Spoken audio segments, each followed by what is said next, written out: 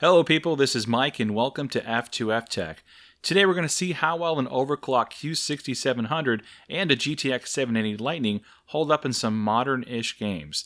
Now this isn't a typical matchup for the Core 2 Quad, but in my opinion it will be interesting to see how well it holds up in today's games. Now we'll also be taking a look at performance in a couple of synthetics and measuring power draw. Alright, well without wasting too much more time, let's take a look at the system that we put together. Now, a company by the name of FSP was kind enough to send me their CMT520 case, a Windale 6 CPU cooler, and a Hydro GE 650 watt power supply. So let's first take a look at the case. This is a windowed RGB bad boy. Now, the CMT520 is a mid-tower case that uses a generous amount of glass. Its side panel is constructed from a single piece of tinted temper glass that's held on by 4 screws. Now the front of the case is also comprised of glass, which is probably a big no-no for most of you, but fear not. FSP graciously provided an ample amount of room behind the glass and intakes on the side of the front bezel. Now this was a criticism with the CMT510, so they listened and fixed it. Now moving on to the back of the case, we see a bay area for 2.5 or 3.5 inch hard drives, and yes, the plastic trays are included. Now there's also an SSD cover that can be installed on the front of the motherboard tray to give a cleaner look, but I opted not to use it. Now there's enough space behind the motherboard tray, but I wouldn't call it generous. If you have a lot of leftover cables, they can be pushed in front of the PSU bay, which works out pretty good if you don't have a modular PSU. Now removing the included halo cover gives you easy access to install the PSU and manage all the cables. Now the PSU we use today is the FSP Hydro GE, and this is what FSP really is originally known for. They make great power supplies. Now I personally owned many of their power supplies over the years and have never been let down. Now while I didn't do a proper testing of this one, I had no problems with it, and I had no issues powering the system, and I never heard the fan run in any of the load testing. Now be sure to check out some proper reviews if you want some more information on it.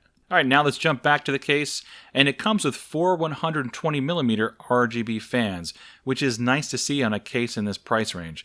Now the case also includes an FSP lighting controller that all the included fans plug into. Now this isn't a fan speed control hub, but rather a hub to control the color and sync of all the fans. And you can purchase separate LED strips to plug into it as well. Now you might have noticed something different about these connectors on the side of the hub.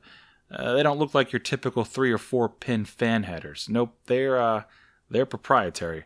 So if you want to use your own fans with this hub, unless you do some modifying, it's not going to happen. This is kind of a bummer in my opinion, because as of now, you can't buy additional fans from FSP, so you're stuck with the stock fans if you want to use a lighting controller on the front of the case. Now, LED strips, they use a very similar type connector, at least one that's not standard. Now, fortunately, I was able to find some LED strips that will work for under $10 on Amazon, and I'll link them down in the description.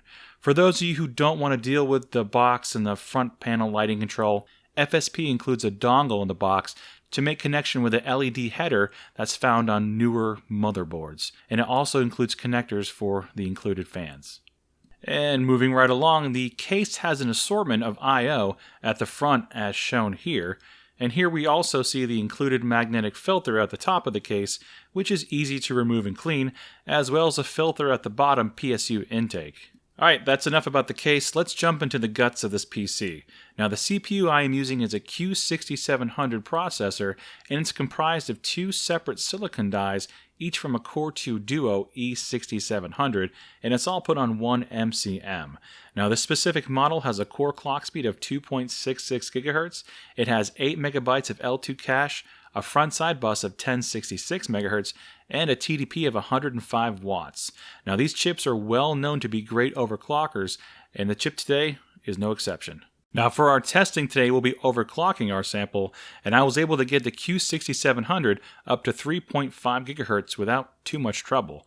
Now I didn't test for 24-hour stability, so I can't say for sure that it's 100% stable, but for all the testing today, it was rock solid. I was able to successfully get it to 3.6 GHz, but it required a bit more voltage and it was really getting too hot during my game testing, so that's why I dropped the voltage and clocks a little bit. The memory I chose for the build is made by Pacer. It's gold in color and quite sexy if you ask me. Now the stock frequency is 800 MHz with a cast latency of 5. Now admittedly, I could have spent more time with the memory frequencies and timings, but I really didn't want to invest too much more time as this video has already been delayed. So I ended up with a memory frequency of 875 MHz and stuck with the cast latency of 5. Now in this set of DDR2, it's pretty conservative, and I'm hoping to potentially spend a little bit more time with it later, but we'll see. Now for the motherboard, I originally chose the MSI P7N Diamond, which is an awesome tri-SLI capable beast based on the NVIDIA 780i chipset. Now unfortunately the board was extremely unstable and performance was just not good. Now I spent a lot of time troubleshooting and I wasn't able to find a clear issue, so in the interest of time I moved on and moved everything over to a Gigabyte motherboard with a P43 chipset. And while not as fancy and it didn't have any passive cooling over the VRM, it still had no issues holding the overclock of our Q6700. Now the biggest issue I had was with how close the socket is to the rest of the VRM components, such as the choke and capacitors. I wasn't able to use the provided FSP cooler for testing, as the base is quite the biggins. You see it in all the B-roll, but it wasn't making good enough contact to the CPU, so I didn't end up using it for testing. So I did what any self-respecting PC enthusiast would do. I reached for my tried and true Cooler Master Hyper 212. And if you're a veteran PC builder, you probably have a couple of these in your sock drawer. Now unfortunately, even with this legendary cooler installed, temps still crept up to the 65 and 70 degree range, which is pretty hot. Now for storage, I went with a 120GB PNY SSD for the boot drive, and for the game drive I initially chose a 500GB Western Digital Black. Now I ended up swapping that out for a 1.5TB Seagate hard drive for more gaming storage. As for the GPU, I selected the weapon of Zeus, the MSI GTX 780 Lightning.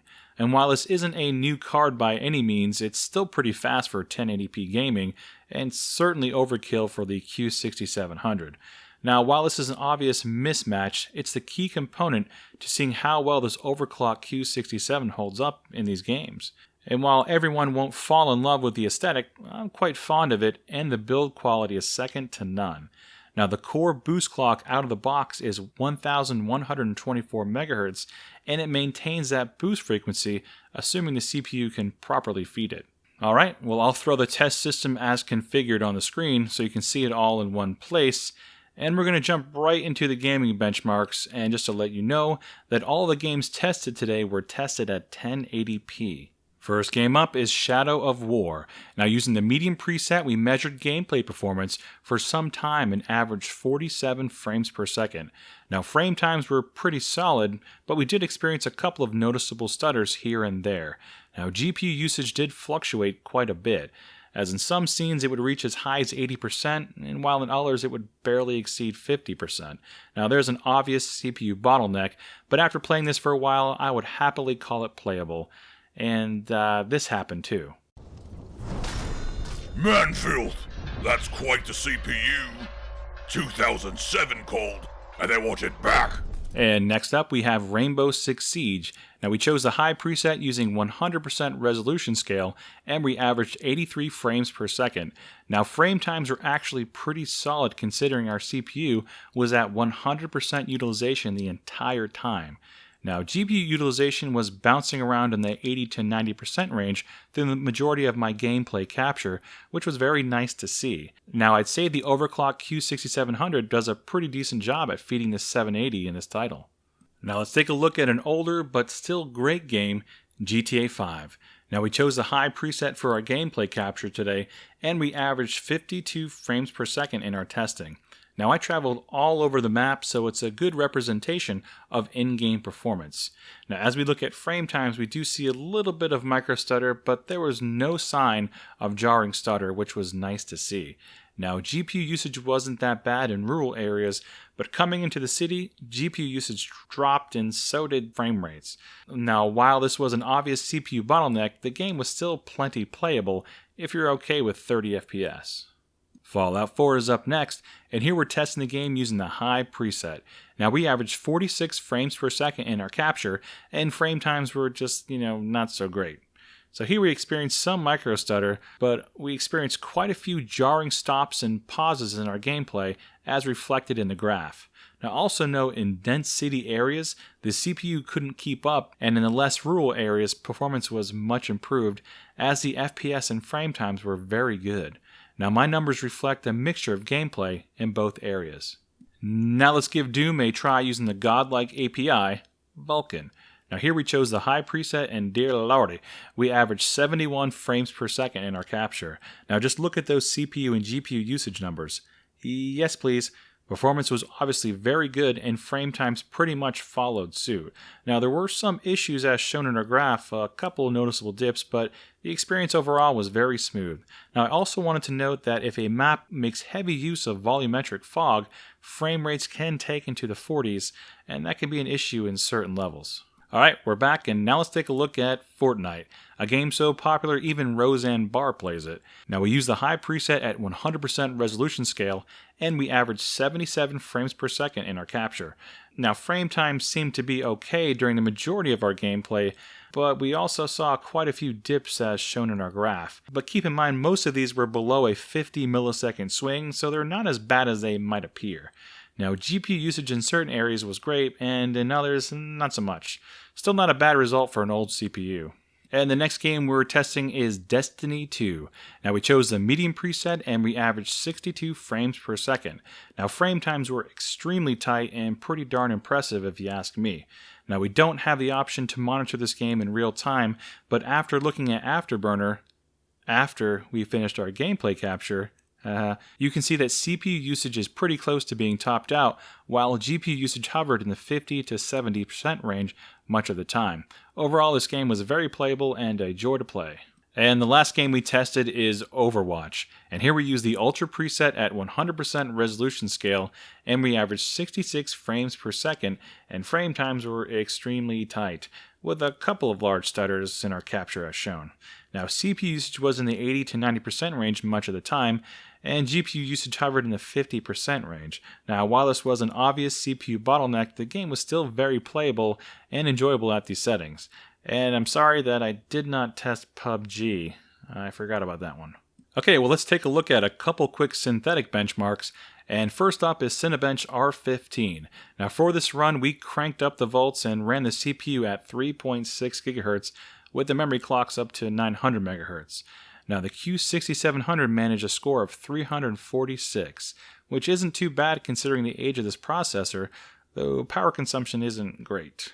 Next up is Firestrike, and here we use the standard Firestrike bench for testing, and we received an overall score of 7,771, with a graphics score of 10,548 and a physics score of 5,466. It's not too shabby for this old beast. I'm actually impressed with the physics score, all things considered. Let's dive into some power consumption numbers, and I wanted to test consumption with just the CPU first, so I fired up AIDA64 and used the stress test. We measured 225 watts max at the wall, and after that we ran the same CPU test and also used the built-in GPU stress test, and we saw a max of 453 watts at the wall.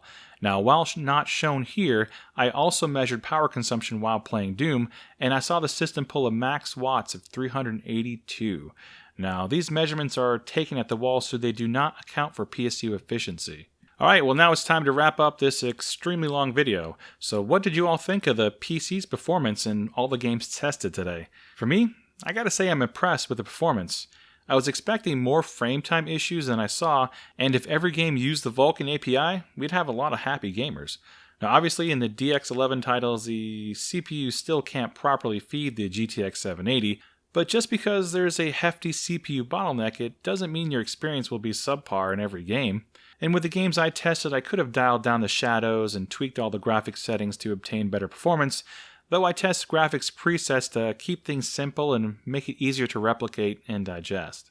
Now, there are plenty of games out there where the Q66 and Q6700 could still be a viable option, so its future is still going strong, right? Well, that's not completely true. As it stands, Intel has no current plans to update the microcode to patch all the widely known security flaws. And on the other hand, we're still missing SSE 4.1 and 4.2, so games like Far Cry 5 and Assassin's Creed Origins are just not going to run. Now, this could start to be a trend moving forward, especially with Ubisoft games. Alright people, well if you enjoyed content like this, then please consider subscribing to my channel if you haven't already, of course. And if you want to show me some love, then please consider using my affiliate links that are found in the video's description. Also, if anybody is interested in any of the FSP products shown today, I'll pin the product links down in the comments section. And as always, thanks for taking the time to watch the video.